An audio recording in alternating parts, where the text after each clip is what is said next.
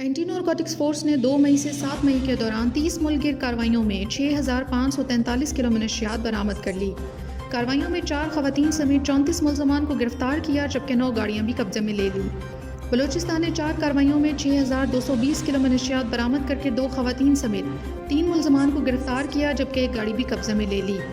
سندھ نے 3 کارروائیوں کے دوران 106 کلو منشیات اور 1,90,000 نشہ آور گولیاں برآمد کر کے 4 ملزمان کو گرفتار کر لیا۔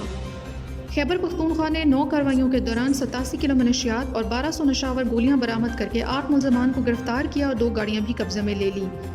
راولپنڈی نے 6 کارروائیوں کے دوران 79 کلو منشیات برآمد کر کے 2 خواتین سمیت 11 ملزمان کو گرفتار کر کے 2 گاڑیاں بھی قبضے میں لے لی۔ پنجاب نے 8 کارروائیوں کے دوران 49 کلو منشیات برآمد کر کے 8 ملزمان کو گرفتار کیا اور 4 گاڑیاں بھی قبضے میں لے لی۔